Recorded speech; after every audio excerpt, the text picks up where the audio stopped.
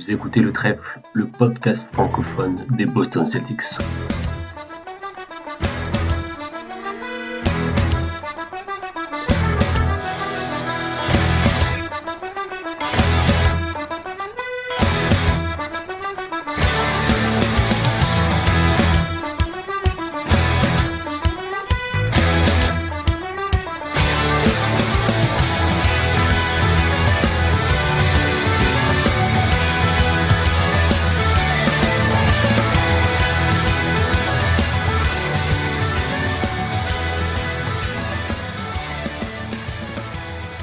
Mesdames et messieurs, on y est, ça y est, finale de conférence Est pour les Boston Celtics. C'est Pierre qui vous parle et ce soir, je suis accompagné pour la review sur cette série en 7 matchs contre les Philadelphia 76ers et aussi la preview contre le surprenant Miami Heat. Pour cela, je suis accompagné de mes deux acolytes, à savoir Hugo et Elias. Messieurs, comment allez-vous 4 heures après? Après un match à 51 points de Jason Tatum, ça ne peut qu'aller bien, j'ai envie de dire. Tout va bien, exactement. Tatum s'est réveillé et il nous a réveillés en même temps. Messieurs, je vous propose qu'on ne tergiverse pas trop vu que le programme est chargé. On va commencer par parler donc forcément de cette série face à Philly.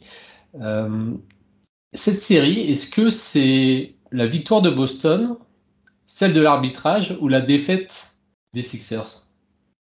Alors déjà pour l'arbitrage, je pense que c'est une bonne blague, mais on peut peut-être arrêter d'en parler. Ça a été assez fatigant sur Twitter, mais voilà. Je pense que c'est un peu un mélange de tout. Je pense que on peut parler à la fois de L de Philly, mais aussi de un peu de win de leur part, parce que moi en tout cas, ils ont joué mieux que ce à quoi je m'attendais. Je pensais pas qu'ils réussiraient à transmettre leur niveau de jeu de fin de saison régulière sur une série de playoffs contre une défense comme celle des Celtics, sachant que ce que j'ai vu d'eux contre les Nets au premier tour était pas si impressionnant que ça.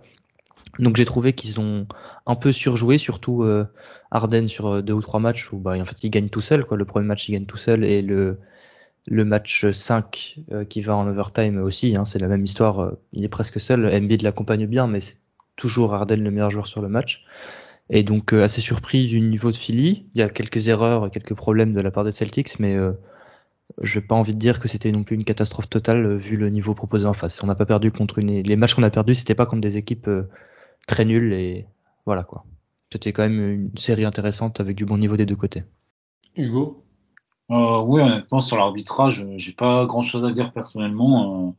Bon, certes peut-être sur le match 6, on a eu quelques coups de sifflet favorable, mais je pense que globalement sur la série c'était plutôt cohérent. Après voilà, peut-être que je suis biaisé, je ne sais pas, mais pour ma part j'ai trouvé ça assez cohérent. Je pense que c'est surtout une victoire de Boston, dans le sens où en fait pour ma part je pense que quand t'es mené 3-2 dans une série, que tu gagnes le match 6 à l'extérieur, ça peut être qu'une victoire et pas une défaite de l'adversaire, parce qu'il faut voilà y aller au combat et gagner à l'extérieur, c'est toujours difficile. Donc pour ma part c'est une victoire de Boston, même si évidemment on s'est fait peur.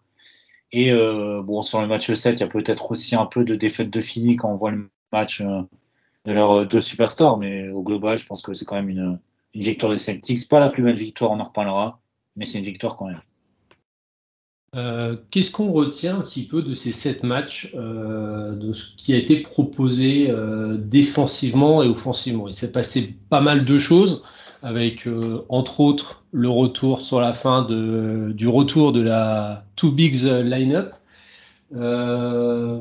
Qu'est-ce qu'on en pense? Est-ce que c'est viable? Est-ce que c'est durable tout ça? Ouais, alors surtout pour cette double line-up, ça a été très intéressant. Ça a été un super ajustement de Joe Mazzulla. Ça paraissait évident, mais c'est pas facile faire ce genre de décision dans une série de playoffs. Mené, il a pas d'expérience, il a pas de coaching staff très établi, quoi. Il a perdu 2 des 3 plus gros assistants que Ime avait, donc c'est vraiment pas un coaching staff très rempli. Lui, il a 33 ans, c'est sa première run de playoff en tant que head coach, donc c'est quand même pas facile, faut le rappeler. On va pas l'excuser, mais il y a eu quelques erreurs, quelques problèmes, notamment dans l'utilisation donc de cette double big qu'on voyait presque jamais. et qui a été excellente sur le Game 6, absolument remarquable. Je crois que j'ai pas les stats en tête, mais sur les 19 minutes qu'ils jouent ensemble, Rob et Horford sur le match 6, c'était exceptionnel. Ils ont su trouver la réponse au pick and roll Harden-Embiid qui leur posait tant de problèmes, qui créait soit beaucoup de tirs au vert, soit beaucoup d'opportunités pour Harden de vraiment créer une attaque efficace pour eux. Et au match 6 et 7, on a vu que l'adaptation de Mazzulla d'utiliser Rob en Loman sur PJ Tucker, ça a vraiment complètement changé la défense sur plusieurs manières. Ça va être un peu compliqué à expliquer, surtout à l'oral. Je peux vous inviter à regarder la dernière vidéo de Ben Taylor qui dissèque tout ça vraiment en très grand détail. Donc je pense que pour moi la série c'est gagné là-dessus, c'est gagné sur cette décision de Joe Mazzulla de faire jouer Rob Williams dans le 5 et de le faire défendre en Loman sur PJ Tucker comme il a déjà fait l'année dernière dans tous les playoffs et qui marchait si bien. Et ça a complètement changé le visage de la défense qui était vraiment assez patineuse et qui avait du mal à se trouver une identité quand c'était Derrick White dans la starting line-up. Hugo aussi emballé par ce choix plutôt à vocation défensive, j'ai envie de dire. À vocation défensive, je sais pas, parce que au final, on se rend compte que sur la série, oui, d'accord, ça a été très, j'ai envie de dire vital, comme l'a très bien souligné Elias en parlant de la vidéo de Ben Taylor que je vous conseille également. Mais oui, ça a été vital en défense, mais aussi en attaque. J'ai trouvé que ça a été beaucoup mieux dans le sens où en fait, quand on avait notre line-up classique, donc avec Derrick White en lieu et place de Rob Williams dans le 5 justement, en fait, Philly n'avait pas besoin de respecter le spacing vertical parce que, qu'on soit honnête, Horford, voilà, il nous apporte du spacing derrière la ligne à 3 points, mais spacing vertical pas trop. Et au final, on se rendait compte que, notamment Tatum, sur chaque drive, il était constamment doublé parce qu'en fait, Embiid avait, je vais pas dire qu'il était, je vais pas dire qu'il était à 50%, quelque chose comme ça, mais c'est sûr qu'il n'était pas aussi mobile que d'habitude. Et finalement, à part la protection de cercle, j'ai envie de dire qu'il n'a pas apporté grand-chose en défense. Alors, il était élite, mais vraiment élite de chez élite dans la protection de cercle. Mais par contre, quand il fallait bouger, c'était un peu plus compliqué. Et justement, avec Rob, ce qui était bien, c'est que ils n'ont pas pu fixer Embiid enfin, ils n'ont pas pu flotter avec Embiid vraiment en protecteur de cercle. Ils ont dû s'adapter et pas se mettre à deux sur une ligne de drive de Tatum parce qu'il fallait justement respecter derrière le spacing vertical et les capacités de Rob en lob catching. Et au final, ça nous a aussi ouvert beaucoup de solutions en attaque. Bon, sur le match 6, paradoxalement, pas trop parce que, encore une fois, Tatum, on en reparlera, fait un match pitoyable sur le match 6, hormis le dernier quart-temps. Mais sur le match 7, on a vu justement que les lignes de drive étaient bien plus ouvertes qu'à l'accoutumée. Et même si, par exemple, Brogdon, White se font pas un super match, parce que je trouve qu'ils font des choix mais vraiment horribles dans leur drive. En tout cas, pour Tatum, il y a eu des lignes de drive bien ouvertes, pardon. Et ça nous a aussi servi en attaque. Donc oui, je suis plutôt comblé par ce choix de Mazzulla. Je pense qu'on en parlait justement avec Robin, par exemple, dans notre conversation en interne, pour rien vous cacher. Mais on trouvait globalement qu'on jouait trop petit face aux Sixers. Et l'ajustement, il était bienvenu, clairement. C'est marrant parce que tu as plutôt mis le point sur le côté offensif, alors que Elias avait mis le point sur le côté défensif. Offensivement, on va essayer de ne pas se laisser griser par le dernier match. Mais comment vous avez trouvé Boston? Moi, j'ai eu un peu de mal sur pas mal de choses, mais je voulais avoir votre avis, les gars. Alors, certes, Tatum a été quasiment à l'endroit pendant 80% des matchs, mais je trouve qu'aussi dans la qualité des tirs qu'on avait, c'est quand même moins bien que ce qu'on a eu par le passé. Alors, crédit à Philadelphie, un peu forcément, mais est-ce que ça ne nous pose pas aussi des questions sur notre niveau à nous? Je pense que c'est toujours la même chose, c'est ce qu'on a vu toute la saison précédente et contre les Hawks. Les matchs qu'on perd, on les perd quand on tire mal à 3 points. Enfin, la plupart, c'est une majorité, on va dire. On les perd quand on tire mal à 3 points. Et en général, quand on tire mal à 3 points, c'est que les tirs qu'on obtient sont pas des très bons tirs. Il y a un peu de variance là-dedans, donc on peut pas assurer à 100% que ce soit la vérité. Mais le match 7, alors d'accord, Tatum met des tirs compliqués, mais à part, il me semble, un ou deux sidestep ou sur la tête d'Embiid, la plupart, c'est juste des tirs presque ouverts qui sont défendus par un drop ou par une zone 1-2-1, 1-2-2, pardon. Et donc, et sur le match 7, Jaylen Brown rentre des tirs ouverts. Alors Ford rentre un tir ouvert à la fin du premier quart-temps. Je me souviens, je crois que Marcus Smart rentre un tir ouvert. Derek White aussi. Donc en fait, les 3 points qu'on obtient, il faut qu'ils soient des bons 3 points pour qu'on espère que le pourcentage soit haut, comme on l'a vu pendant toute la saison. Et ces 3 points ouverts, on les obtient en attaquant le panier, comme l'a très bien dit Hugo. Et effectivement, sur certains matchs, dont les défaites, qui ont été le premier match surtout, et le 5e match, il me semble, celui qu'on perd en overtime. Non, le 6e match, pardon. J'ai trouvé que les décisions offensives étaient pas très bonnes, dans le sens où il y avait beaucoup de stagnance, il n'y avait pas beaucoup de passes. C'était une passe, un tir, on n'essayait pas d'attaquer le panier. Et c'est là où en fait on observe souvent que les tirs à 3 points sont pris, c'est des moins bons tirs, et ils rentrent tout simplement beaucoup moins. Et pour moi, on est dans une équipe où là, on vit et on meurt par le 3 points, quoi. On vit, on meurt par les 3 points, Hugo. Est-ce que aussi, il n'y a pas, quelquefois, moi c'était plus le côté sur la circulation de balles qui m'a parfois gêné. Est-ce que toi, tu as ressenti ça ou c'est juste un ajustement sur cette série-là? Bon, je pense que c'est un peu un ajustement sur cette série-là, mais je pense que ça va quand même être aussi le cas sur Miami, parce qu'on a vu justement les Sixers tenter parfois avec Doc Rivers de passer en zone, ce que Miami fera, je pense, beaucoup. Donc en fait, pardon, je pense. On y reviendra, on va pas épiloguer. Oui, on y reviendra évidemment, parce que bon, ça va être un des grands points de la série à venir. Mais oui, en fait, le fait de passer en zone, nous, ça nous rend la tâche plus difficile, dans le sens où en fait, on l'a vu cette saison, et comme le dit justement Elias, on a beaucoup, on a vécu, on est mort parfois par les tirs à 3 points, mais surtout, on est une équipe qui se repose énormément sur le drive and kick. Je pense beaucoup plus que la moyenne NBA. Bon, j'ai pas les stats sous les yeux, mais je pense que ça m'étonnerait pas qu'on soit dans une des équipes, en tout cas, qui a les plus fortes tendances là-dessus. Et justement, en fait, face à une zone qui nous forçait justement à prendre beaucoup de tirs avec Embiid qui protégeait le cercle, en fait, il n'y avait plus vraiment cette menace du drive. Parce qu'on a vu, je parlais de Tatum, mais il y a énormément de joueurs qui ont eu peur d'Embiid. Par exemple, Brogdon sur la série, j'ai trouvé vraiment très très moyen. Et des fois, c'était flagrant, il avait peur de se faire contrer. Et justement, quand il y a une dissuasion comme ça, quand on a peur d'aller au cercle, ça facilite la tâche de la défense, parce qu'on sait qu'au final, ils peuvent flotter. On tentera pas franchement le lay-up ou le teardrop, parce qu'on a peur de la présence intérieure. Et justement, ça facilite la défense sur les kicks. Et justement, je trouve que Philly a fait un très très bon travail là-dessus. Donc forcément, nos tirs à 3 points étaient de bien piètre qualité par rapport à ce qu'on a eu face à Atlanta.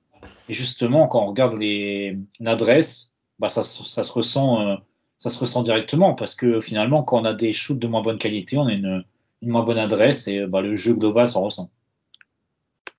On a évoqué évidemment Joe Mazzulla. Qu'est-ce qu'on peut dire de sa série? Donc, ajustement payant à partir du Game 6. L'utilisation du personnel. Sur les 2 derniers matchs, si je dis pas de bêtises, on met les 2 côtés les 4 dernières minutes du Game 7. Mais sinon, c'est une équipe qui joue à 7. Est-ce que ça, dans l'optique de série qui va y avoir encore au moins une, et peut-être viser les finals, est-ce que ça peut pas être un problème ou pas, ou c'était juste sur ce coup-là? Pour moi, ça c'est juste une question de 2 matchs. C'est pas rare de voir ça. Il me semble que c'était le cas sur les 2 derniers matchs contre les Bucks aussi. L'année dernière, on avait joué à 7 avec juste Derek White et Grant Williams qui sortaient du banc. Vous pouvez me corriger, mais il me semble vraiment que c'était ça. Donc c'est quelque chose qu'on voit assez souvent dans des équipes de playoff qui veulent absolument gagner, qui doivent gagner. On va aux 7 joueurs avec qui on fait plus confiance. Et là, Grant Williams a sauté. Je suis pas sûr que c'est un peu du hasard dû au fait que ça ait marché, quoi. Je pense qu'on aurait très bien pu le voir. Il a été très correct en défense sur Embiid.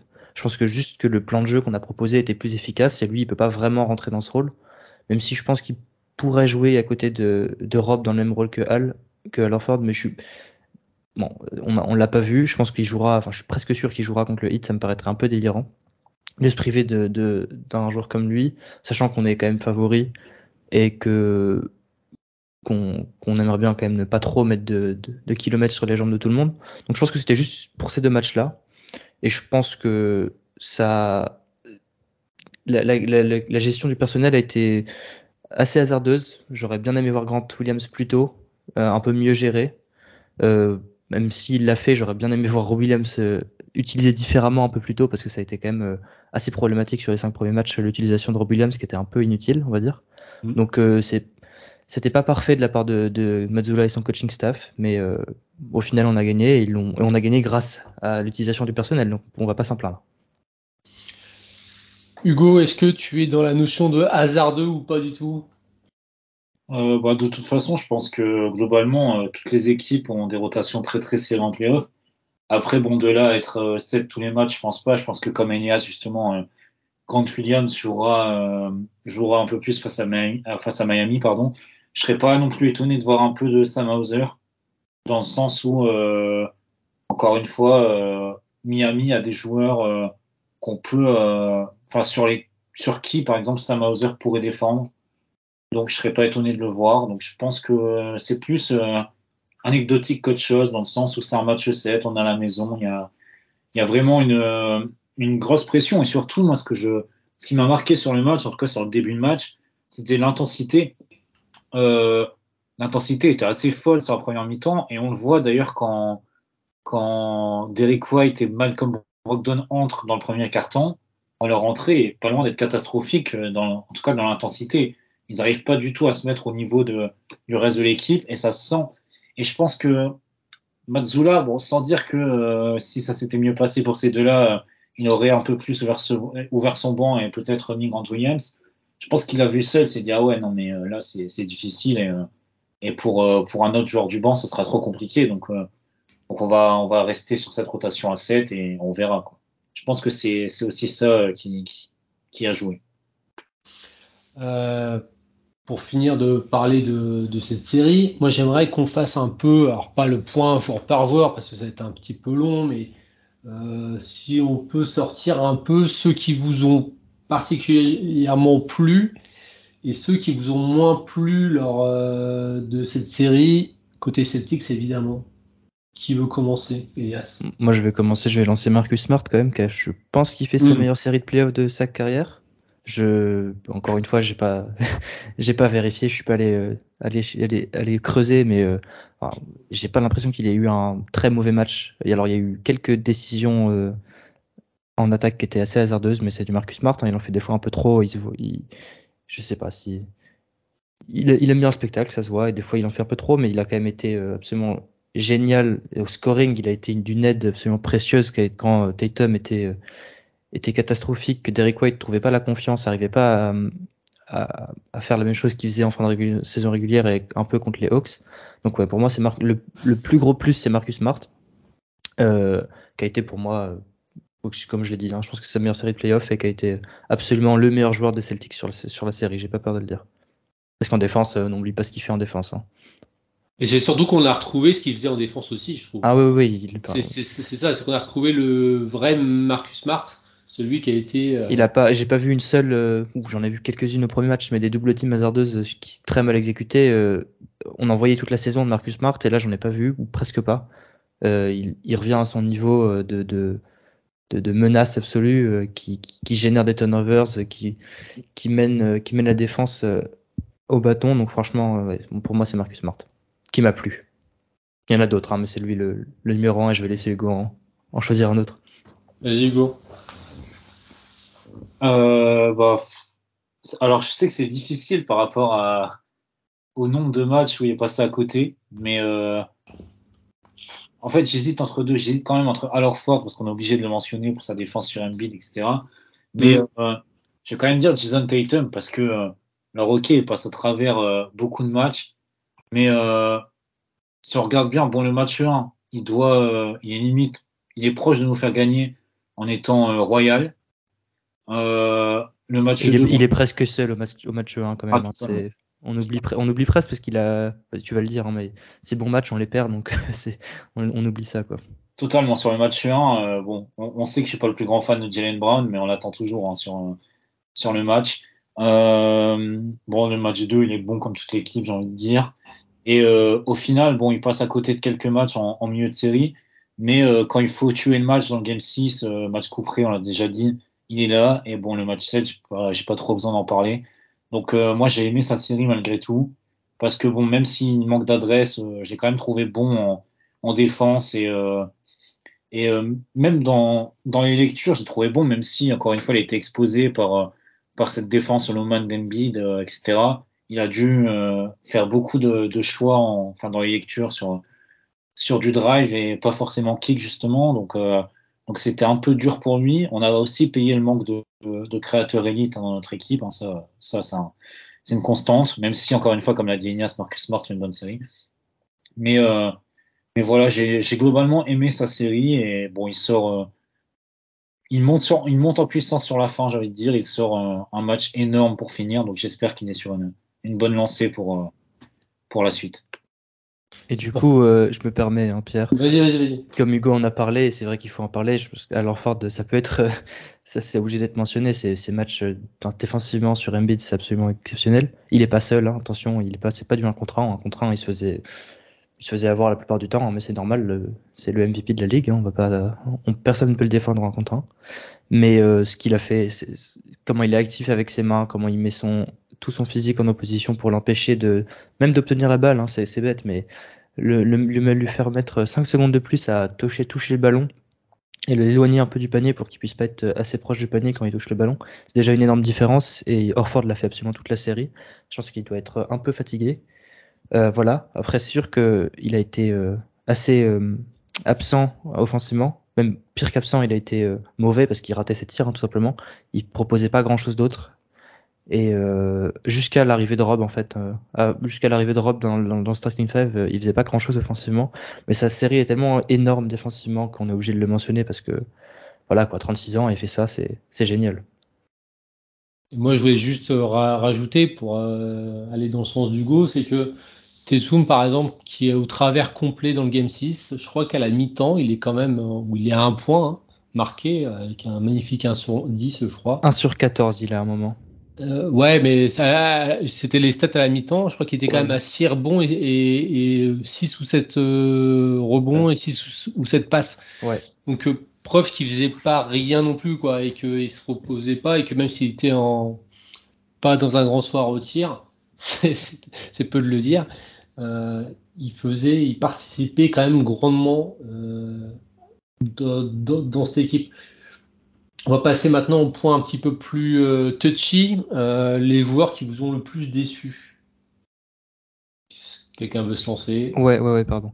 Je réfléchissais en fait entre Derek White et Malcolm Brogdon. Je voulais savoir si Hugo allait se lancer ou pas. Moi, je vais me lancer. Je vais peut-être la hot take parce qu'il a quand même des bonnes stats. Hein. Si quelqu'un va aller voir ses game logs et se dire comment ça, Malcolm Brogdon a été mauvais sur la série. Il a mis 20 points, 23 points, 15 points, 19 points. Et il a tiré à 52% à 3 points sur la série. Il a été excellent.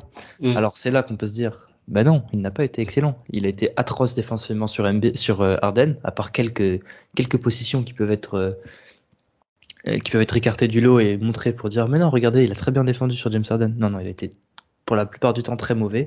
C'est pas de sa faute. Mais quand il est switch sur Maxi, c'est catastrophique. C'est normal. Hein, il a pas la vitesse pour défendre sur ce genre de type de joueur. Mais voilà.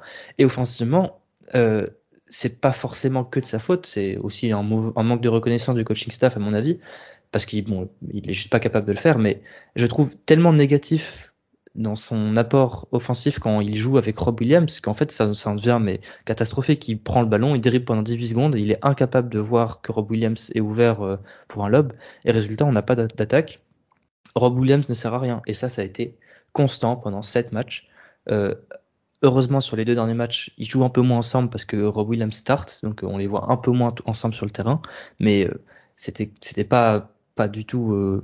Enfin, offensivement, c'était pas possible quand Brogdon était en même temps que Rob. Il en fait trop en fait. C'est un peu un Dennis Schroeder de luxe. Je l'ai déjà dit, mais il rentre mieux ses 3 points et il défend peut-être un peu mieux. Mais j'ai rarement vu un joueur aussi nul en transition. Il a juste peur, je pense. Je pense qu'il a peur de se blesser. Donc il fait rien, il attend. Et offensivement, avec Rob Williams, c'est juste pas possible. Il sert à rien. Et ça rend Rob inutile et lui inutile et nos positions presque gâchées. Donc pour moi, c'est un problème et j'espère qu'ils vont ne plus beaucoup jouer ensemble. Hugo? Bon, j'ai rien à ajouter, je l'ai déjà dit tout à l'heure, mais Malcolm Brogdon, sa série, c'était dur, hein. Franchement, c'était dur à voir. Et juste une action vraiment qui symbolise pour moi sa série et le fait qu'elle était totalement en travers. Alors j'ai un doute, mais il me semble que c'est la dernière action de la mi-temps, mais d'hier sur le match 7, où il reste, je sais pas, il doit rester 3-4 secondes. Et en fait, il joue un pick and roll tête de raquette. Le défenseur passe en dessous et au lieu de tenter un 3 points, ce qui est la décision logique, il va prendre un mid-range, enfin un tir. Bon, certes, il se retrouve quand même ouvert sur son mid-range, mais c'est un tir qui est analytiquement, en tout cas, nul. C'est un tir difficile quand on prend les analytiques. Ça rapporte, c'est moins rémunérateur qu'un 3 points. Donc en fait, rien que ça, c'est un mauvais choix. Et ce mauvais choix-là, ça symbolise en fait toute sa série. Dans le sens où, ok, comme Elias a dit, il a des bonnes stats, mais dans l'impact, honnêtement, si on doit me demander comme ça un match impactant de Malcolm Brogdon, j'ai du mal à en sortir un sur la série. Je sais qu'il doit sans doute y en avoir un, mais juste je m'en souviens pas comme ça. Et quand le match 2 où tout le monde a été excellent. Bah, même le match 2, je crois c'est un des seuls qui. Si, il a 6 sur 10 à 3 points, 7 sur 15 au tir, 23 points. Il fait des bonnes minutes. Mais tout le monde était très bon et c'est un peu le match qui est normal de gagner, quoi, on va dire. Ok, ouais, bah justement, ma mémoire était un peu biaisée, mais encore une fois, j'aime beaucoup Malcolm Brogdon et justement, si on l'a en joueur le plus décevant de la série, c'est parce que on sait que c'est un 6e homme de luxe, c'est le meilleur 6e homme de la ligue. C'est quelqu'un qui doit impacter une série comme ça et malheureusement, j'ai envie de dire, il n'a pas vraiment fait sur ces matchs. Pour corroborer un peu ce que tu disais sur Malcolm Brogdon et Rob Williams, la connexion qui se fait pas, Yas, c'est aussi un truc que je trouve que le fait de mettre Rob Williams dans le 5, ça aide aussi pas mal Marcus Smart. Je trouve que les deux ont une bonne connexion qui est pour le coup très naturelle, contrairement à Malcolm Brogdon. Je suis un peu étonné qu'on ne mentionne pas dans les déceptions notre ami Jaylen Brown, parce que rien que pour sa prise à 2 sur Embiid sur le match 4, je crois, je ne sais plus, calamiteuse qui rend le 3 points ouvert pour le buzzer quasiment de Harden. Je suis étonné que vous ne mentionnez pas. Pour moi, il fait une série Jaylen Brown. Il est ni vraiment décevant parce qu'on s'attend à ça avec lui maintenant, ni excellent, mais il est pas non plus très mauvais. Enfin, il apporte un bon scoring au-delà de secondaire des fois quand Tatum est très mauvais. Défensivement, il est toujours présent sur l'homme, même si off-ball c'est toujours la même chose. Hein. De toute façon, on répète la même chose depuis. Ça fait combien de temps qu'on fait ce podcast? Un an. On répète la même chose depuis un an. Mais pour moi, il fait une série Jaylen Brown. Moi, je pense qu'on aurait pu parler un peu d'Eric White, qui passe complètement à côté de sa série. Pour le coup, lui, il n'y a pas grand-chose à dire. On n'a pas retrouvé son niveau qu'il avait en fin de saison. Ça a l'air d'être un joueur qui marche beaucoup à la confiance et il a l'air de l'avoir perdu. Et le fait de perdre son rôle de starter, de jouer 19 et 12 minutes sur les 2 matchs les plus importants de notre saison pour l'instant, et qu'on les gagne du coup sans lui, sans vraiment avoir besoin de lui, ça va peut-être encore lui mettre un coup au moral. J'espère que non, parce qu'on peut l'avoir besoin contre le Heat. Enfin, on va avoir besoin de lui contre le Heat, surtout vu leur profil de joueurs, hein, les Max Strus, les Gabe Vincent, tout ça, c'est les bons match-up pour lui. Donc je suis un peu déçu de sa série. J'espère que j'ai pas grand chose d'autre à dire parce que de toute façon on le sait très bien. Lui quand il est agressif tout va bien, quand il est pas agressif il sert pas à grand chose. Et ça se voit même défensivement. Hein. Son match, on voit très bien l'énergie qu'il a dans un match. Il va rarement devenir meilleur au cours du match. Et des fois, ça peut suffire son catch and shoot, et des fois, ça suffit pas. Et même ça, il l'a pas. Et là, c'est très problématique, quoi. Donc, j'espère qu'il va réussir à se réveiller un peu et apporter cette dimension d'agressivité dont on a besoin pour, comme je l'ai dit, hein, pour aller toucher la peinture et écarter la défense pour pouvoir obtenir soit des opportunités de drive, soit des bons 3 points. Et c'est lui qui joue sur ça aussi, qui nous permet d'avoir ces tirs-là. Donc, un peu déçu de Derrick White. Hugo, pour revenir à toi, il y a aussi une autre réaction de Malcolm Brogdon, là j'y pense maintenant, c'est celle au Game 1, où après le dernier temps mort, où Philly est repassé devant, où il perd la balle en faisant n'importe quoi. C'était aussi Malcolm Brogdon qui était sur ce coup-là. Est-ce que on peut pas dire que Derrick White a un petit peu un côté contextuel par rapport au profil de Philly? Est-ce que c'était pas pour lui un peu la pire match-up possible, qui pourrait un peu nuancer le fait qu'il fasse une série vraiment pas ouf? Pire match-up, je sais pas. C'est sûr que c'était pas un match-up qui était ultra avantageux. Déjà défensivement, je pense que déjà les choix défensifs étaient pas ouf. Et en plus, défendre sur James Harden, même si on va me dire que James Harden certains vont dire que James Harden est fini.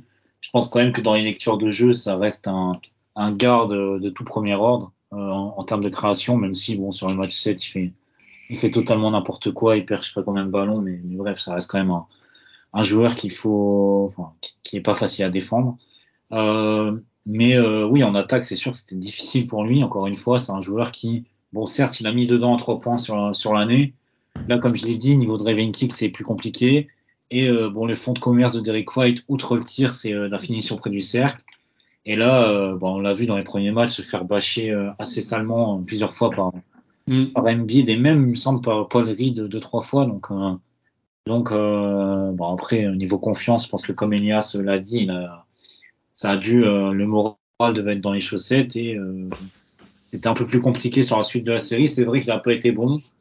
Il n'a pas non plus été catastrophique. Je pense qu'il a juste été mauvais, pas moyen en fait. Il a été mauvais, il n'a pas été catastrophique, il n'a pas été bon. Je pense que si on regarde ses ratings, ça doit pas être non plus, ça doit être ça doit être un peu en dessous ça va être négatif, mais pas très très négatif. Donc je pense que ça n'a pas été un facteur sur la série, mais c'est pas, il y a encore la place pour revenir contre le 8, je pense. Le 8, justement, on va en parler parce qu'on va passer au côté preview maintenant, avec cette énième opposition face au 8, j'ai envie de dire. Miami qu'on n'attendait clairement pas là, hein, qui ont sorti les Bucks au premier tour avant de se défaire des Knicks relativement tranquillement, j'ai envie de dire. 4-2. Une équipe surprenante parce qu'il y a quand même pas mal de blessés. Qu'est-ce que vous avez vu du Heat et qu'est-ce que ça vous inspire? Moi, j'ai vu de la magie noire et ça m'inspire pas du bon parce que je comprends pas comment c'est toujours possible. Ils sont mauvais, il n'y a pas d'autre chose à dire, je suis désolé, c'est de la magie noire. Ils ont le meilleur coach peut-être de l'histoire de la ligue, peut-être une hot take, je suis désolé, mais Erik Spoelstra, c'est quand même quelque chose, ce qu'il arrive à obtenir des mecs comme Duncan Robinson, Max Strus, Gabe Vincent. Ils joueraient pas dans aucune autre équipe, et là ils sont starters, ils gagnent des matchs tout seuls pour les Heat. Donc franchement, c'est assez mystérieux pour moi. Je vous avoue que j'ai pas tout regardé parce que leur match, c'est pas du très beau basketball, c'est pas très impressionnant à voir. Jimmy Butler va être Jimmy Butler. Je pense qu'il va falloir réussir à le contenir d'une manière intelligente, pas non plus en laissant tous les autres se lancer, parce que il va pas gagner la série tout seul. Il a pas assez bons joueurs autour de lui, même s'il met 40 points par match. Je pense qu'on peut quand même gagner. Donc je pense qu'il va falloir défendre normalement et prendre ça comme une équipe qu'on peut battre, qu'on doit battre, et tout en restant concentré sur notre jeu, quoi, sans en faire trop, on va dire. Hugo, est-ce que tu as vu des matchs un petit peu face au Heat alors le Heat qui était quand même, enfin, face aux Knicks, pardon, les Knicks qui étaient une opposition un petit peu bizarre parce que c'est une équipe qui se passe pas du tout la balle, le New York. Est-ce que ça t'a inspiré des choses? Alors, je vais pas te mentir, j'ai pas vu énormément de matchs contre les Knicks, j'en ai vu 2. Ouais, pareil. Par contre, j'ai vu tous les matchs contre les Bucks. Et honnêtement, alors, encore une fois, c'est pas pour dire oui, on l'avait dit, etc. Mais euh, je pense que j'avais tweeté après le match, on met, je sais plus, plus 30 aux Bucks. Mais en fait, les Bucks en playoff, c'était juste pas prévisible parce que je pensais qu'ils passeraient le hit, mais que derrière, bon, ça aurait été compliqué pour eux face à. Je pensais Cleveland à l'époque, mais bon, face aux Knicks, je sais pas. Mais je pensais en tout cas que si on prenait Milwaukee, on les aurait broyés. Parce qu'en fait, quand on joue en NBA avec Joe Ingles, en 2023, avec Joe Ingles, Pat Connaughton, des joueurs comme ça qui sont complètement cramés, c'est juste pas possible d'exister. Et justement, bah, je les attendais pas, j'attendais pas Miami les, les cibler autant. Mais mais au final, sur la série face aux Bucks, on a vu que bon, Jimmy Butler était exceptionnel, il n'y a rien à dire. Mais au final, Jimmy Butler était bon. Mais si on regarde la série, l'adversité était vraiment moyenne. Hein. Sans vouloir manquer de respect à Yanis, mais on voyait que lui aussi n'était pas à 100%. Chris Middleton, bon, c'est très très compliqué depuis son retour de blessure. Finalement, le seul extérieur correct, j'ai envie de dire, c'était Grayson Allen. On connaît Grayson Allen en playoff, on sait qu'il se fait cibler. Donc oui, Jimmy Butler a fait une super série, mais il y avait pas non plus quelqu'un pour l'arrêter. Face aux Knicks, bon, sur les matchs que j'ai vus, Jimmy Butler a pas été bon justement, mais comme Elias l'a dit, c'est de la magie noire en fait. Le truc, on sait vraiment pas comment il gagne à chaque fois, mais il gagne. Il y a des joueurs qui vont te sortir des matchs à 25. Je pense à Caleb Martin notamment dans le match où Butler au premier tour, dans le match où Butler en met 50, Caleb Martin fait un super match, il en met 25, il met des gros tirs, etc.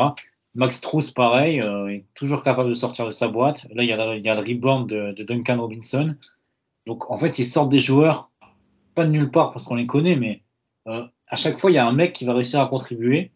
Donc, nous, en fait, le défi dans cette série, ça sera d'arrêter ça, d'accepter le fait que Butler peut nous en mettre 35, peut nous en mettre 40. Derrière, si on arrive à limiter l'impact des role-players et notamment des shooters, ça devrait pouvoir le faire. Parce que aussi, on l'a pas mentionné, mais Bam Adebayo sur ses playoffs, c'est quand même assez compliqué. Il est bon, mais il est pas, c'est pas le Bam Adebayo de la bubble par exemple, où il était ultra impactant. Il est bon, par exemple, c'est pas le Bam Adebayo de l'an dernier non plus. Donc, est-ce que lui aussi va réussir à step up et à retrouver ce niveau qu'il avait ne serait-ce que l'an dernier, c'est une autre question. Parce qu'encore une fois, on a le matériel. On sait que Grant Williams, notamment, adore match-up contre Bam Adebayo. Donc, je pense que là aussi, il va devoir... en tout cas, il devrait jouer. Justement, pour parler un peu de Miami, le miracle permanent, c'est quoi un petit peu les forces et faiblesses, le style de jeu de cette équipe qui, je rappelle, est privé de Tyler Herro et de Victor Oladipo, qui sont pas quand même qui sont des joueurs quand même assez impactants, au moins le premier en temps normal, au moins offensivement. Comment ça joue, comment ça s'adapte? C'est vraiment all-in avec Butler, Bam, et les autres qui tournent autour et qui récupèrent les tirs ouverts. Ça se passe comment un petit peu? Et en plus défensivement, on sait que Spoelstra aime bien varier les plaisirs entre de l'indiv, la zone. Ça, c'est quelque chose qu'il adore. Donc, comment ça se passe les matchs du 8 un petit peu? Pour ceux qui, je pense aux auditeurs qui ne regardent pas du tout le 8, à quoi ils doivent s'attendre? Ils doivent s'attendre à Kyle Lowry, Jimmy Butler et Echo qui sont absolument insupportables, qui font tout défensivement. Moi, il y a une expression que les Américains utilisent beaucoup, c'est le rat mode, c'est le mode rat. Et ça décrit très bien le Miami Heat. Hein, c'est des rats sur le terrain de basket. C'est pas négatif en soi, c'est une bonne En France, on dirait des chiens, quoi. Un peu. Bah, les chiens, c'était plutôt les Knicks de Tom Thibodeau, plutôt, tu vois, genre assez énervé et qui te court dessus. Là, les rats, c'est vraiment tout ce qu'ils peuvent faire pour t'embêter, pour aller chercher l'avantage via n'importe quel moyen, ils le feront. Donc, je pense à Kyle Lowry, entre les arbitres, les charges, tout ça, voilà. Donc, en fait, il faut s'attendre à beaucoup de volonté de leur part, on va dire ça gentiment. Beaucoup de réussite. Tous les matchs qu'ils gagnent, j'ai l'impression qu'ils tirent 50% à 3 points. Donc ça, c'est juste la magie noire. Et aussi, ils ont, comme j'ai dit, ils ont Eric Spoelstra, donc beaucoup de défense en zone, beaucoup de création, enfin d'innovation, on va dire, défensivement, qui va essayer de sortir des joueurs des matchs, des joueurs adverses des matchs, pardon. Et faut s'attendre à, en fait, ils jouent vraiment, ils ont pas un jeu très remarquable en attaque, c'est assez relativement simple, c'est du pick and roll basique. Ils ont Bam Adebayo et Jimmy Butler qui créent du jeu, et derrière ils ont des tireurs. Ils essayent un peu de jouer en transition pas mal, donc c'est vraiment un basket offensivement au moins du moins assez simple.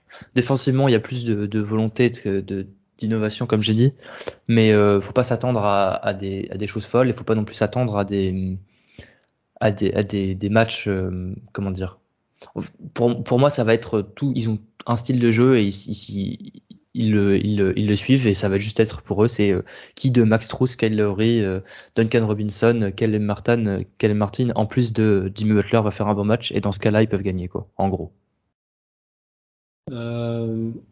Hugo, qu'est-ce qu'on peut penser de cette alchimie sur le papier bizarre? Est-ce que ça les rend pas du coup plus dangereux, sachant que pourtant, Boston est annoncé grandissime favori dans cette série. J'ai vu le pourcentage de victoire pour Boston face au Heat, enfin pour que Boston passe en finals, il est de 97% selon ESPN.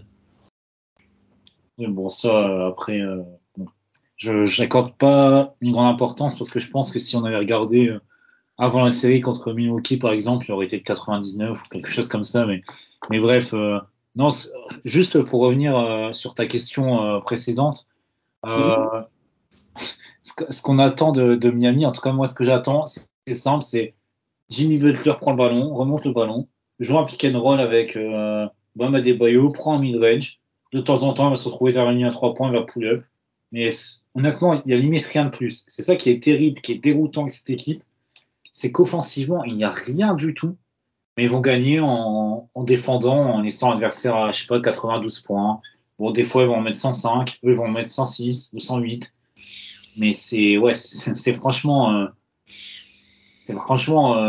déroutant de voir lui jouer. Et sinon, je sais plus quelle était exactement ta question, si tu peux me remettre sur la voie. C'est une bonne question. C'était plus sur le fait que Boston était grandissime favori, et que du coup comment ça devrait se passer, quoi. Ouais. Alors oui, je suis d'accord sur le fait que Boston est favori, grandissime favori, je sais pas, parce qu'en fait, on a vu que Boston n'était pas non plus ultra souverain. Je pense qu'en fait, actuellement dans la ligue, si on me demande, il n'y a qu'une seule équipe qui est vraiment souveraine. Donc ouais, on est favori, c'est sûr. Si on joue sérieusement, comme on l'a joué sur le match 7, sur aussi le match 2, même sur le match 3, où j'ai trouvé qu'on a été sérieux du début à la fin, je pense qu'il n'y aura pas de problème. Le souci, c'est qu'on est une équipe qui est capable du meilleur comme du très très très mauvais. Et face au Heat d'Eric Spoelstra, qui est une équipe en fait, c'est une équipe qui est très linéaire, j'ai l'impression, qui est jamais excellente, qui est jamais mauvaise, mais qui est toujours bonne, toujours pour la gratter. Donc il va falloir que nous, en fait, on garde notre niveau juste au-dessus d'eux. En fait, parce que notre niveau, si on prend nos ups et nos downs, nos ups sont mais à des années-lumière du 8, dans le sens où on est vraiment bien bien meilleur qu'eux. Par contre, nos downs sont bien bien en dessous du 8. Il va falloir qu'on soit régulier au-dessus du 8. Donc en étant bon, tout le monde a ses série, concentré, que ce soit en attaque ou en défense, et surtout, j'ai envie de dire, en attaque dans les lectures, parce que quand Miami récupère un ballon sur la zone, derrière ça court. Et on a vu que justement dans la série précédente, que quand ça courait vite en contre-attaque, genre Tyrese Maxey, on récupérait quand même pas souvent, même si je pense pas qu'ils aient des athlètes de ce niveau-là à Miami.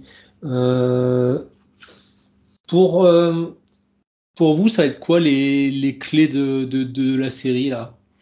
Qu'est-ce qu'il va falloir absolument être en mesure de gérer sur les fondamentaux basiques pour pouvoir s'offrir des victoires? Moi, ça va être premièrement, c'est limiter les opportunités de rebond de Bam Adebayo, c'est-à-dire en fait box out, hein, tout simplement, l'empêcher d'aller au rebond offensif, parce que ça peut être un des problèmes qu'on a vu, qui nous a posé problème précédemment contre différentes équipes. Et si je pense qu'on va garder la double big line-up, j'espère en tout cas, et je pense que ça va être important d'avoir Rob là-dessus pour s'assurer qu'on récupère les rebonds qu'on peut récupérer et qu'on doit récupérer, parce que ils vont gagner comme ça, on l'a dit, hein, ils vont gagner les matchs, le hit, par la transition, par les rebonds offensifs, par les secondes opportunités qu'on leur laisse. Donc si on maîtrise ça, et si on apprend à attaquer la zone, ce qu'on n'a apparemment toujours pas appris, 15 ans après, enfin, moi, j'ai jamais vraiment joué au basket à ce niveau, donc je peux pas dire, mais je pense que ils ont tous joué au basket depuis longtemps, ils devraient attaquer une zone correctement, et j'ai pas l'impression qu'ils savent vraiment le faire. Donc c'est un peu inquiétant par moment, et surtout quand on se dit que c'est des zones de Doc Rivers par rapport aux zones de Eric Spoelstra, ça peut être assez effrayant. Donc pour moi, les clés, ça va être ça va être offensivement ne pas tomber dans les travers de une passe, un tir quand on a une zone un peu dérangeante en face de nous, et défensivement, c'est très basique ce qu'on va devoir faire, hein. Ça va être juste défendre correctement sans rentrer sans concéder trop de fautes, pardon, tout en prenant des rebonds, hein. C'est très bête à dire, mais c'est comme ça qu'ils gagnent leur match. Donc c'est comme ça qu'il faut qu'on gagne qu'on les empêche de gagner les matchs, quoi. Hugo, ton avis sur les clés de la série? Je suis d'accord avec Elias sur notamment le rebond off, pour nous le contrôle du rebond def. Mais pour moi, la grosse clé de la série, et pour les deux équipes, bon, ça va être très bateau ce que je vais dire, je vais faire une analyse un peu en mode trash talk, hein, si j'aime bien dire ça des fois. Mais non, mais la clé de la série pour moi, ça va être l'adresse, mais par rapport à ce que j'ai dit tout à l'heure en fait, parce que contre Atlanta, on n'a pas joué un super basket, hein, loin de là, surtout en défense, j'ai l'impression, parce qu'en attaque, on a plutôt fait du bon basket. Bon, ça pouvait être mieux évidemment, mais si on regarde les ratings, c'est cohérent. Mais contre Atlanta, on arrivait à créer des bons tirs, vraiment des très bons tirs à 3 points, des tirs ouverts, etc. Et si on regarde le nombre de shoots open, voire wide open qu'on a créé, c'était très très satisfaisant. Alors que contre Phoenix, c'était beaucoup plus compliqué. Et même limite, quand on avait des wide open, on les a pas mis. Donc en fait, pour moi, la clé, ça va être l'adresse, dans le sens où il va falloir créer des bons tirs. Et pour Miami, eux, ils sont en sur-régime total derrière la ligne. Ça, c'est un fait, hein. Elias l'a dit, ou c'est toi peut-être, je sais plus. On a l'impression que c'est Elias qui shoot toujours à 50% quand il gagne. Ben, c'est vrai. Et justement, donc en fait, eux, je pense pas qu'ils aient je les vois pas avoir un gros trou d'adresse, dans le sens où ils sont en mission, ils arrivent à jouer comme ça. Mais en fait, pour nous, l'enjeu, ça va être de pas, si eux shootent à 50%, ça va être de pas shooter à 25%. Il va falloir qu'on concède pas un trop gros écart entre le nombre de points que eux vont marquer dans la ligne et le nôtre. Et en fait, c'est justement NBC Sports Boston qui utilise beaucoup cette stat, généralement, qu'on aime ou qu'on n'aime pas Brian Scalabrine, et bon, je pense qu'on est beaucoup à ne pas trop aimer, mais c'est un des trucs intéressants qu'il dit à chaque fois. En fait, il compare généralement le nombre de 3 points marqués par les Celtics et le nombre de 3 points marqués par l'adversaire, et il fait la soustraction. En gros, admettons, il fait la soustraction pour voir combien de points on a marqué de plus derrière l'arc. Et là, j'ai peur en fait que Miami, en mette beaucoup plus. Donc, il va falloir rester dans un ratio acceptable, parce que je pense que sur tous les autres compartiments du jeu, on est largement meilleur qu'eux. On va rappeler un petit peu, on n'a pas parlé, le starting five de Miami pour ces playoffs en tout cas. C'est Bam Adebayo au centre, en pivot. En ailier fort, c'est Kevin Love. En poste 3, Jimmy Butler. Poste 2, sur les postes de garde, Max Strus et Gabe Vincent, dont on a mentionné le nom tout à l'heure. Donc là aussi, aucune star. Est-ce qu'il n'y a pas aussi un truc à aller chercher parce que on sait que Kevin Love c'est pas le défenseur de l'année. On sait aussi que notre ami Duncan Robinson qui revient dans la rotation, lui qui a souvent été mis de côté par Spoelstra, c'est pas non plus un super défenseur. Est-ce qu'il y a pas aussi moyen là de cibler le jeu plus? Oui, pour moi, ça va être. On va essayer de retrouver ce qu'on a vu contre Atlanta. Ça va être de cibler les défenseurs faibles. On l'a pas vraiment fait contre les Sixers, même si on avait à cibler. Hein. Harden a fait une bonne série défensive quand même. Faut lui donner ça. Maxi a été correct, mais il était quand même très limité malgré tout. Donc, je pense qu'il va falloir, comme tu dis, essayer de trouver les faiblesses. Surtout qu'ils ont des individualités très fortes en défense. Hein. Je pense à Bam Adebayo, je pense à Jimmy Butler. Je pense à même Max Strus et enfin surtout Gabe Vincent à son poste, il est pas du tout ridicule. Il est pas génialissime, mais il fait très bien le travail. Donc je pense qu'il va falloir réussir à chercher les faiblesses et comme on a dit, hein, pas rentrer dans la caricature du mauvais jeu, les mauvais tirs, tout ça, parce que ça peut nous coûter. Comme dit Hugo, le 3 points va être important et le volume de 3 points tirés va être important, enfin forcément le pourcentage aussi, mais je me souviens à la fin du premier quart-temps dans le match 7 contre les Sixers, on avait tiré que 5 3 points, ou peut-être 6. Et en fait, c'est juste tout simplement pas assez, quoi. Joe Mazzulla le dit très bien, il adore les mathématiques et ce qui rapporte le plus de points, c'est les tirs qui rapportent 3 points. Donc faut les tenter. Et comme a dit Hugo, je pense que une des clés, ça va être de réussir à empêcher à la fois leurs tirs à 3 points d'être dans des situations où ils peuvent en tirer beaucoup. Donc si ça passe par attaquer Duncan Robinson en défense pour qu'il soit juste injouable sur le terrain, pour ne pas qu'il puisse nous mettre des 3 points n'importe quoi, je pense que ça peut être une bonne option, ouais. Est-ce que moi j'ai eu l'impression en tout cas qu'on est enfin rentré en play-off lors de la dernière série là. J'ai l'impression que contre les Hawks on était encore dans le prolongement de la saison régulière et j'ai pas eu l'impression de voir des matchs de play-off très clairement. La faute sans doute mais la faute aussi à Boston eux-mêmes et le fait de s'être fait peur d'avoir été mené 3-2 comme ça, j'ai retrouvé des attitudes de l'équipe de l'année dernière. J'ai trouvé par exemple au Game 6 que Horford avait été très très vocal. On voyait aussi Marcus Smart parler beaucoup. Enfin, c'est un habitué, mais voilà. On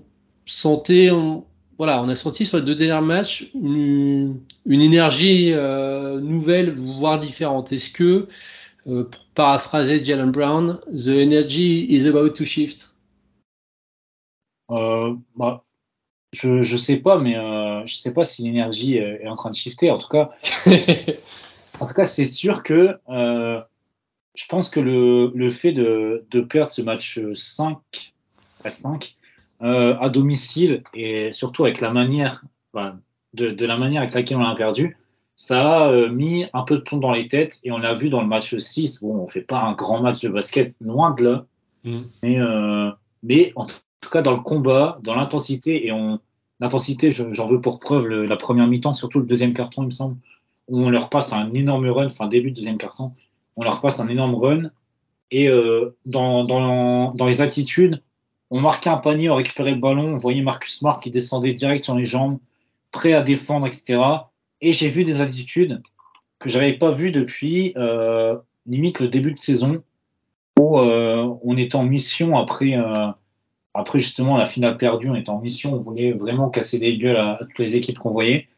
Là, j'ai retrouvé ça sur le match 6, le match 7. Bon, évidemment, on va trouver des exemples de certains matchs où ils font aussi. Hein, je vous connais sur Twitter, mais non, je rigole. mais non, j'ai retrouvé des attitudes très très positives sur le match 6 et 7. Et j'espère justement que ça va continuer parce que justement Miami, on les connaît. On sait que eux, comme on l'a dit, c'est pas une bonne équipe, c'est pas une excellente équipe de basket, mais dans l'attitude, dans le combat, ils vont être là. Bon, sans dire encore une fois que le basket, c'est le combat façon rugby, Patrice Colazo, tout ça, c'est pas le cas, hein, mais dans l'intensité, eux, ils vont arriver comme des morts de faim. Donc ça va être à nous de répondre en mettant quand même notre basket en place parce que c'est ça qui va nous faire gagner, plus que le combat. Elias, est-ce que tu es sur ce point-là, sur la même ligne que nous, entre guillemets? Ouais, là, je suis complètement d'accord. Il va falloir se concentrer. Je pense que le Heat va se faufiler dans chaque brèche qu'on leur laisse. Et donc, faut essayer de vraiment pas leur en laisser parce que c'est comme ça qu'ils vont gagner leur match. Donc, en étant le plus simple et le plus bateau possible, je pense qu'il va juste falloir jouer notre jeu, défendre comme on sait le faire et normalement, ça devrait aller, quoi. J'avais dans le plan que je vous ai envoyé, vous avez dit, est-ce que Boston n'est finalement pas son meilleur ennemi? Parce que j'ai l'impression qu'on a une fâcheuse tendance quand même, et moi c'est ce qui m'inquiète légèrement pour la série à venir, à prendre les adversaires de haut, à être limite un petit peu condescendant par moment. J'ai eu cette impression-là beaucoup face à Atlanta. Je l'ai eu un petit peu aussi sur le Game 1 face à Philly, où on s'est dit, il n'y a pas Joel Embiid, ça va aller, tranquille, machin. On s'est pas fait mal, quoi. J'ai eu l'impression qu'on n'a pas fait les efforts plus que ça, on n'était pas dans la dureté. On l'a tellement pas vu vraiment de la saison, ce côté-là, que je me demande si c'est reproduisible encore, ou si c'est vraiment enclenché, en fait. Autant le hit avec Jimmy Butler, on sait que quand ils enclenchent. Ça, il n'y a pas de souci. Et après, c'est parti. On ne sait jamais quand. C'est toujours que au début de saison, c'est toujours difficile. Et puis au bout d'un moment, en janvier, février, il se réveille et bim, c'est parti. Là, c'était un peu plus tard. Mais voilà. Est-ce que nous, on est capable de faire ça, d'avoir ce mode playoff un peu comme Jimmy Butler là, comme LeBron James était capable de le faire avec les Cavs, par exemple? Est-ce que ou c'est pas où ça reste encore un peu sporadique? Oui, je pense qu'on est capable. Je pense que c'est un peu, j'ai pas envie de dire réducteur parce que je pense que sur la série contre Atlanta, t'as raison qu'on les a un peu pris de haut et ils ont pas joué très sérieusement. Je pense que contre les Sixers, ils les prenaient au sérieux. Peut-être le match, t'as peut-être raison dans le fait qu'ils, sans Embiid, ils se sont un peu relâchés.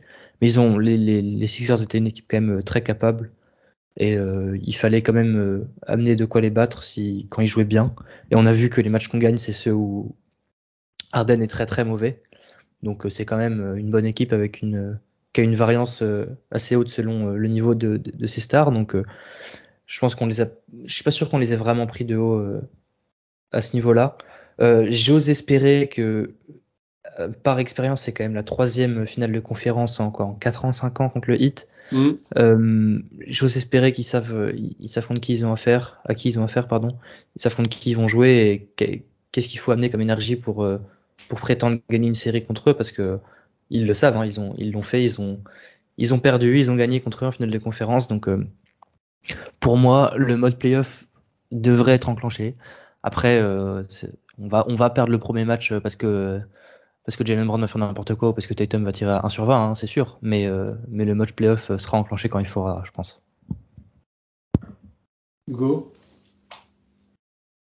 C'est sûr que je suis d'accord avec toi sur la série contre Atlanta. Je suis d'accord aussi sur le match 1 où j'ai trouvé qu'on a été un peu suffisant sur quelques possessions clés. Mais au global, je pense que au final, le mode playoff, en fait, même si on l'a pas eu sur toute la série, je pense, contre les Sixers, il y a certains moments, je pense par exemple au match 5 où on arrive au début, certes, dans les interviews, on nous dit oui, on sait que c'est un match à la mort, etc., il faut gagner. Finalement, sur le terrain, en tout cas en début de match, j'ai pas senti ce sentiment d'urgence. Mais quand il a vraiment fallu, qu'on a été dos au mur, quand il a fallu passer ce mode vraiment urgence, on a su le faire. J'espère que la série contre les Sixers a été en tout cas pas un déclic, mais un avertissement vraiment sans frais. Et je pense que j'espère en tout cas que ça a été le dernier avertissement avant la sanction, quoi. Pour finir, on va faire un jeu. Je sais que Elias déteste ce jeu. On va se mettre à la place de Joe Mazzulla et savoir qui on met dans le bain pour ces finales de conférence, qui on utilise et pourquoi faire. Alors, Elias, je sais que tout de suite tu vas me dire c'est impossible de se mettre dans la tête de Joe Mazzulla. Oui, moi je sais, mais c'est pour ça que vous êtes là, les gars. Donc on y va. Bah, là, pour le coup, je vais me contredire moi-même. Je pense que là, c'est assez facile de se mettre dans sa tête. Enfin, en tout cas, j'espère, parce que au-delà du niveau sur le terrain qu'on a vu avec Al Horford et Rob Williams qui jouent ensemble dans le starting five, vu les déclarations qu'ont pu faire Smart et Horford sur à quel point ils étaient heureux de retrouver Rob Williams dans le 5 de départ, je pense qu'il serait vraiment pour le coup la fou et débile de pas continuer avec ce starting five de Rob Williams et Al Horford. J'ai eu la discussion un peu ce matin vite fait avec Guillaume sur Twitter du Basket Lab qui disait que lui comme moi il pense que Rob Williams restera dans le starting five. Peut-être qu'ils seront un peu moins utilisés en même temps ensemble. Donc au lieu de voir une vingtaine de minutes avec les deux sur le terrain, on aura peut-être 12-13 minutes avec les deux sur le terrain, parce que Grant Williams sera plus utilisé, parce qu'on aura un peu moins besoin de ce jeu en double big, mais ils seront utilisés ensemble, et pour moi, là je suis presque prêt à mettre ma main à couper que ce sera le cas, qu'ils joueront ensemble dans le même starting five. Je suis plutôt d'accord avec Elias. Après, honnêtement, ça m'étonnerait pas qu'il revienne sur son 5 classique, mais pour ma part, je milite plutôt pour le double big, même si on l'a vu cette saison, ça n'a pas trop fonctionné en saison régulière en tout cas. En playoff, on voit que quand la pace est un peu plus lente, surtout quand on finit, ça, hormis Maxi, quand il récupère des ballons, etc., ça allait vite, mais globalement, vu l'état d'Embiid, en plus, il fallait ralentir le jeu maximum. Je pense que Miami, ce sera une équipe qui jouera plutôt lentement aussi. Donc autant tenter de les gêner de mi-terrain. Et je pense que justement, si on a une stratégie utile, par exemple sur le mid-range de Butler, si on peut switcher avec des Rob Williams pour venir le gêner avec ses longs bras, ça peut être plus intéressant que de jouer avec Derrick White, qui je pense se fera laver par Jimmy Butler sur ses mid-range. Donc oui, surtout, je me permets de te couper, surtout que, comme on l'a dit, ils vont commencer leur match avec Adebayo et Kevin Love, qui est quand même un grand profil. Donc ce serait bête de pas profiter de ça pour nous aussi jouer grand, quoi. Ce serait, je pense ça nous sert plus qu'à eux de jouer grand contre grand, on va dire. Donc pour moi, ce serait bête de pas le faire. Voilà. Messieurs, est-ce que vous avez des choses à rajouter? Ça fait 1 heure qu'on parle ensemble, justement la review de face à Philly et la preview face au Heat. Est-ce que vous avez des choses à rajouter avant qu'on se lance? Je vais juste en placer une pour Joe, qui aurait bien aimé être là avec nous pour parler des Sixers et se moquer un peu de Philadelphie, surtout que j'ai vu qu'il était très actif sur Twitter contre les fans des Sixers. Donc, il était en mission lui aussi. On en place une pour Johan quand même, qui doit être, que je sais, qui est au 7e ciel d'avoir gagné cette série, qui était probablement assez stressé et désemparé après le Game 5.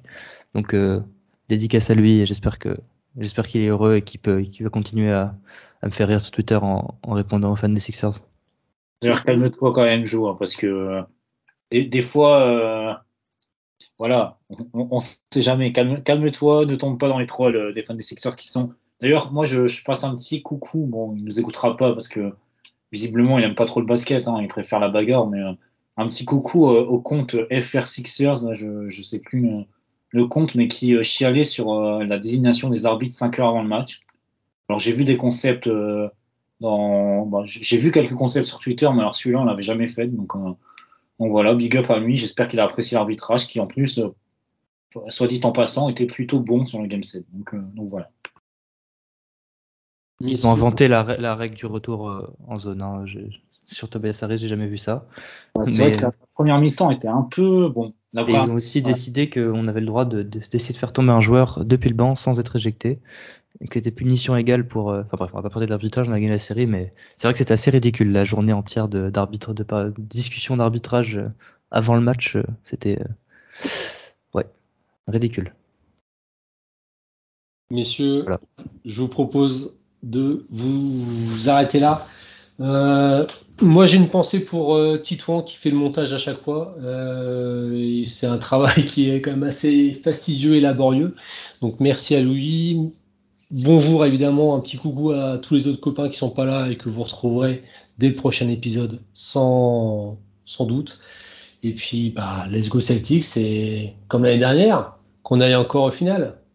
Attends, la prédiction. Je veux savoir. On n'a pas fait les pronos, mais oui, je me dis bien, j'avais oublié un truc. Je vais vous entendre être pessimiste un peu. C'est ça. Allez, du coup, Hugo, les pronos.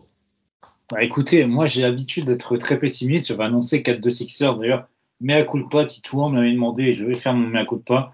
Même si encore une fois, on est passé peut-être à. Bon, je suis passé à 5 minutes d'avoir raison. Et je suis très très heureux d'avoir fait cette erreur. Mais bon, pour une fois, je vais être optimiste parce que bon, j'ai bien aimé le Heat face à Milwaukee. Ils m'ont fait un peu vibrer. Je vais pas mentir. Jimmy Butler, merci, tu m'as fait kiffer. Sur le match 1 ou le match 2, je sais plus, celui où tu mets 50, t'as été génial. Mais là, je vais parier, je vais dire 4-2 Boston. Honnêtement, je serais pas étonné si ça fait 4-1 si on joue sérieusement.